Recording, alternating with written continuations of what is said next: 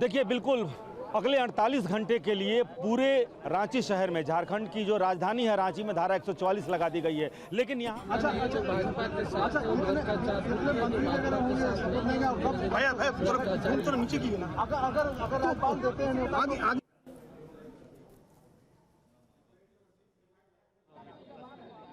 जी रुपेश, एक बार फिर से बताइए, क्या बता रहे थे आप?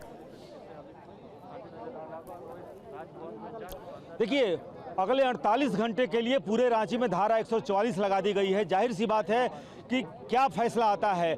अगर राजभवन से सरकार बनाने का न्योता नहीं मिलता है और आज इस तरीके से झारखंड बंद का आह्वान किया गया था, आगे भी इस तरह की संभावना बन सकती है। पहले कुछ स्थानों को चिन्हित किया गया था, ईडी कार्यालय, राजभवन, मुख्यमंत्री आवास, ऐसे जगहों पर धारा 144 लागू की गई थी। लेकिन अब अगले 48 घंटे के लिए पूरे रांची में धारा 144 लागू कर दी गई है। अगर राजभवन की बात करें तो राजभवन पर जिस तरह से हेमंत सोरेन अभी पहुंचे थे कोर्ट में, वहां पर अफरा तफरी का माहौल, उनके समर्थक भी वहां पर पहुंच गए थे। लेकिन राजभवन में सिर्फ आपको सुरक्षाकर्मी या फिर मीडिया कर्मी ही आपको दिखाई देंगे। यहाँ पर सड़क के किनारे राजभवन है, लेकिन धारा 144 को इंप्लीमेंट कर दिया गया है और राजभवन पर देख सकते हैं गहमा गहमी बहुत है, बहुत हलचल है और सभी की निगाहें इस वक्त राजभवन पर टिकी हुई हैं। एक बड़ी खबर बता दें, रांची में 48 घंटे के लिए धारा 144 लागू कर दी गई है। देखिए, हर जो एहतियातन बढ़ता जा रहा है सुरक्षा के लिहाज से, 48 घंटे बहुत अहम है और धारा 144 48 घंटे के लिए लगा दी गई है। फिलहाल सबकी निगाहें राजभवन पर हैं क्योंकि मिलने पहुंचे चंपई सोरेन अपने विधायकों के साथ। लेकिन इस बीच रजनीश जानकारी दे रहे हैं। रजनीश, सुरक्षा के लिहाज से बड़ा कदम उठाया गया है, 48 घंटे के लिए धारा 144 लागू कर दी गई है। बिल्कुल, देखिए, तमाम एहतियात के कदम उठाए जा रहे हैं और कानून व्यवस्था इस वक्त सबसे बड़ी चुनौती हो सकती है राज्य प्रशासन के लिए, क्योंकि पिछले 2-3 दिनों से जिस तरीके से जेएमएम के वर्कर्स अलग अलग जगहों पर जमा हो रहे हैं, रांची और आसपास के जगहों पर भी जमा हो रहे हैं, ये इस तरह का थ्रेट भी था कि कुछ लॉ एंड ऑर्डर सिचुएशन को थ्रेटन कर सकते हैं। तो लिहाजा पहले संवेदनशील जगहों को अलर्ट पर रखा गया था, लेकिन अब पूरे रांची शहर में धारा 144 इसीलिए लगा दी गई है। एक सवाल मेरा आपसे ये भी है कि जिस तरीके का इस वक्त हम हलचल देख रहे हैं, राजभवन पहुंच गए चंपई सोरेन, तो वो जो 40+ सीटर विमान, विशेष विमान एयरपोर्ट पर है, क्या वो आज टेक ऑफ कर पाएगा या इस पर भी संशय है? देखिए, उस पर संशय है और मैंने पिछली बार भी जब आपसे बात कर रहा था तो मैंने बताया कि अनिश्चितता की स्थिति बनी रहेगी तो ये तमाम लोग यहाँ से चले जाएंगे और अगर राजभवन की ओर से इन्हें निमंत्रण मिल जाता है, जैसा कि ये 5 लोग इस उम्मीद के साथ गए हैं, तो फिर ये फ्लाइट टेक ऑफ नहीं करेगा। तो हो सकता है चंपई सोरेन अगले मुख्यमंत्री के तौर पर शपथ लेंगे, लेकिन ये राजभवन के विवेक पर और राजभवन के निर्णय पर निर्भर करता है। तो इसका मतलब रुपेश, ये कल जो मीटिंग होनी है बीजेपी की, जैसा अभी रजनीश बता रहे हैं, अगर उसी को सोचें कि वो झारखंड की हकीकत बनने जा रहा है, तो बीजेपी की बैठक तो सिर्फ बैठक बनकर ही रह जाएगी।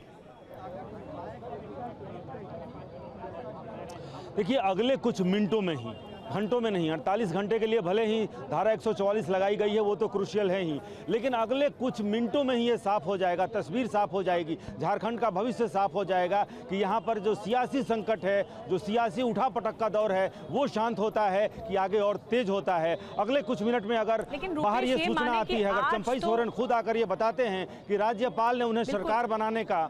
लेकिन रुपेश, एक अहम सवाल आपसे ये कि आज ये निर्णायक स्थिति आ पाएगी उस मोड़ पर जब पूरी तरह से चंपई सोरेन ये बता पाएंगे कि उनके पास मेजॉरिटी है, संख्या बल है और वो सरकार बनाने के लिए पूरी तरह से तैयार हैं। आज हो पाएगा ये?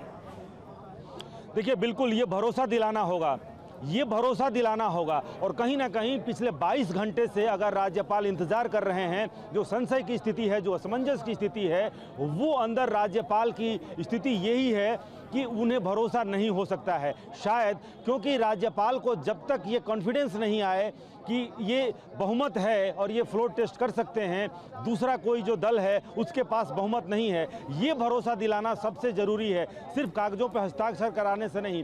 कल अगर 43 MLAs का यहाँ पर परेड हुआ है और वो भरोसा अगर राज्यपाल के पास है और आज 5 विधायक जो गए हैं वो पूरा ये भरोसा दिलाने में अगर कामयाब होते हैं राज्यपाल को कि बहुमत उन्हीं के पास है, उनके पास 41 से ज़्यादा विधायक उनके साथ मौजूद हैं, किसी भी वक्त राजभवन आने मैं के इस लिए वक्त या एक फिर बड़ी फ्लोर खबर टेस्ट- दर्शकों को बताना चाहूंगी। रुपेश, फिर आपका रुख करेंगे। चंपई सोरेन के साथ गए कांग्रेस एमएलए का बयान सामने आया। दरअसल शपथ हमारा अधिकार है, ये प्रदीप यादव की तरफ से कहा गया है।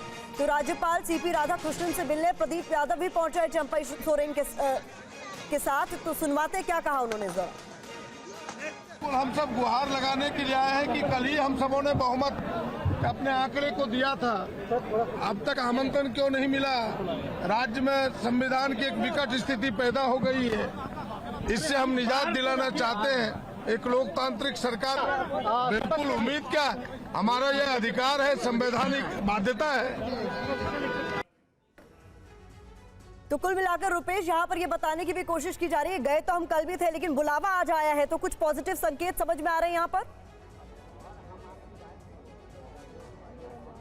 देखिए, बाध्यता उनकी है तो राज्यपाल की भी बाध्यता है, महामहिम की भी बाध्यता है। महामहिम की बाध्यता यह है कि जब तक उनको पूरी तौर पे ये भरोसा नहीं होता है कि जिसने सरकार बनाने का दावा पेश किया है, जो विधायक दल के नेता के रूप में सामने आए हैं, वो उनके पास बहुमत है, वो सरकार बना सकते हैं, वो इस झारखंड राज्य को और सियासी असमंजस में नहीं डाल सकते हैं। जिनके पास बहुमत नहीं है, उनको अगर सरकार बनाने का दावा पेश करने के बाद अगर उन्हें सरकार बनाने का न्योता दे देते हैं, वो फ्लोर टेस्ट नहीं कर पाते हैं। लगातार आप तक हर एक अपडेट हमारे ये दो सहयोगी लगातार पहुंचा रहे। बहुत शुक्रिया रुपेश, आपका भी, रजनीश आपका भी। नजर बनाए रखें, आगे भी आपका रुख करेंगे। तो झारखंड में जो सियासी घटनाक्रम है उसका सबसे पहला अपडेट आप जानेंगे TV9 भारतवर्ष पर।